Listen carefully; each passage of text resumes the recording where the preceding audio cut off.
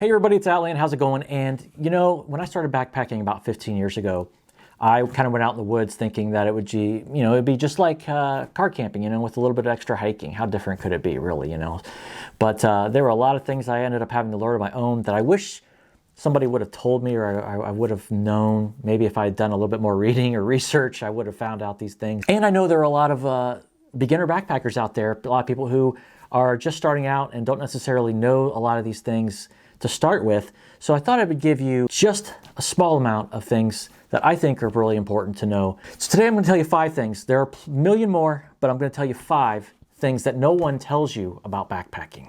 Okay, so the very first one is, seems like a no-brainer. This seems like total common sense, but I'll tell you what, people do not think about this, and they do it all the time. They go out there without testing their gear first. So always, number 1, always test your gear before you go out to the backcountry.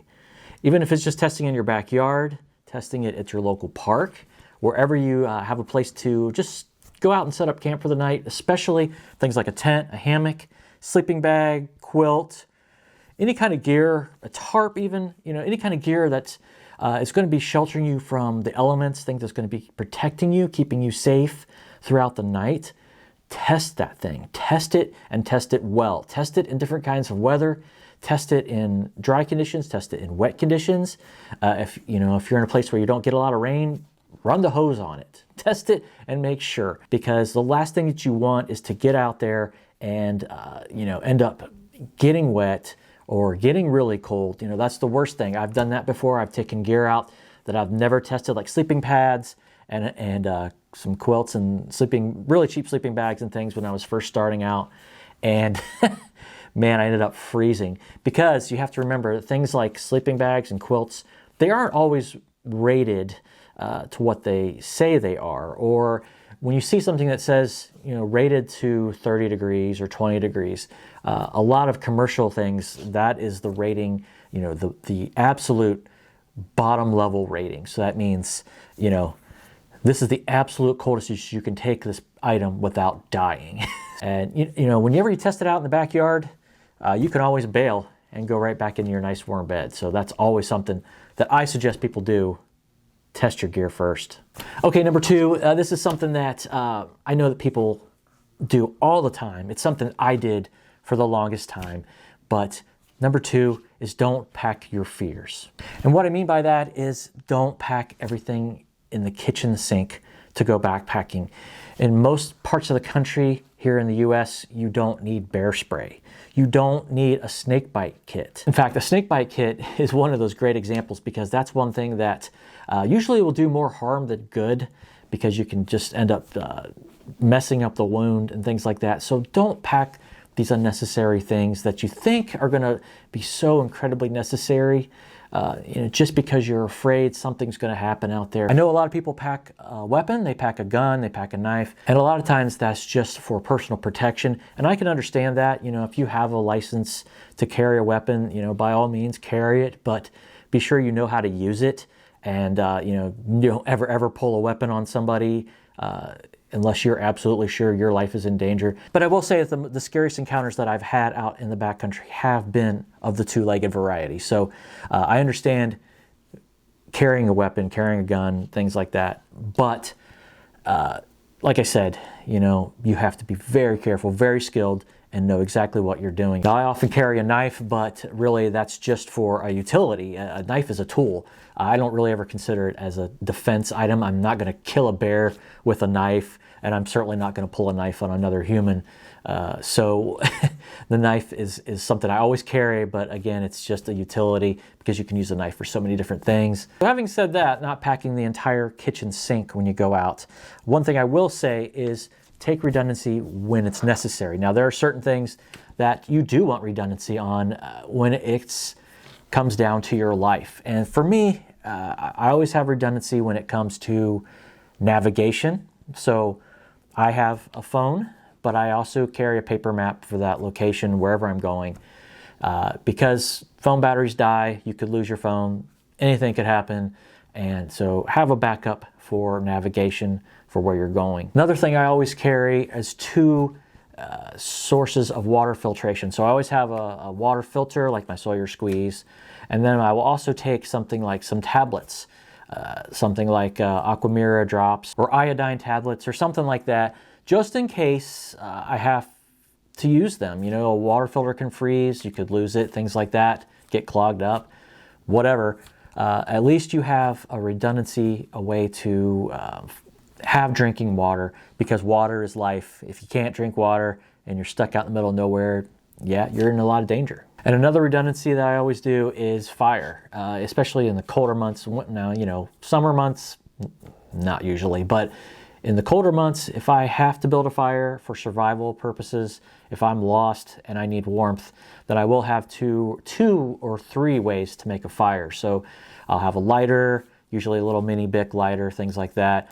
I will also carry a ferro rod, a way to spark, or a magnesium strip or something, just some other way to get a fire going, just in case I need that warmth and that heat. Those are some good examples of redundancy in my pack system. And really quick, if you're getting some use out of these tips, which I hope you are, please be sure to subscribe, hit that notification bell. I've got all kinds of outdoor information, gear reviews, trip videos, and lots more. And I want to share them with you guys, but I can only do that if you're subscribed. It's the best way to keep tabs on what's coming from me. Number 4 thing that people never told me, that I never really thought about before going backpacking, was to know the area where I was going. So what I mean by that, scout out the area. So if you have a location in mind, you want to go, say you want to go to the Smoky Mountains, you want to go backpacking, scout out the trails, scout the area, go online, do some research. A great utility that I recommend to everyone is Gaia GPS. Subscribe to their service. It's like $35 a year, I think, for premium, $16 for just the standard. But you can go out and map out the routes, you can see the terrain, you can see exactly where you're going to be going. And that is just really, really important for knowing the area that you're going to be in and knowing the kind of terrain you're going to be encountering. It's super important to have an idea of where you're going before you head out. And I'm not sponsored by Gaia, but if you subscribe to Gaia Premium, you can get things like precipitation forecasts, you can get things like the snow depth, all kinds of, you know, really informative information, and really, really helpful stuff to know. Because, you know, you might be going somewhere where the water levels could be really high, you may have high creek crossings, you may have much steeper slopes than you ever anticipated, things like that. Also, you can map out locations of where you want to camp, so you can have an idea in mind of just exactly what kind of camp locations, if you're tent camping or hammock camping, however you're going to camp, you'll have an idea of where you want to set up camp. Super, super important to know what you're doing before you get out there. And number 5 thing that no one really told me, that I never really thought about, be prepared for longer miles. And this goes with number 4, knowing where you are or where you're going to be. Even when you make out the best plans and you think you've got everything perfectly in order, things don't always go to plan. You could get to a campsite that you thought would be awesome, and it could be absolutely terrible. So, and I've done that a lot of times, especially with hammock camping. I'd get there and there'd be absolutely no trees to hang from, or vice versa with a tent. There'd be absolutely no place to set a tent. So I always recommend be prepared for longer miles. So if you're planning for a 7 or 8 mile day, be prepared to tack on 4, 5, 6, or even double that amount. Be prepared for that. Be ready to mentally prepare yourself for that kind of distance. There's been a lot of times where I have been out and thought, you know, this is going to be a piece of cake. It's just a short hike in, no big deal, set up camp.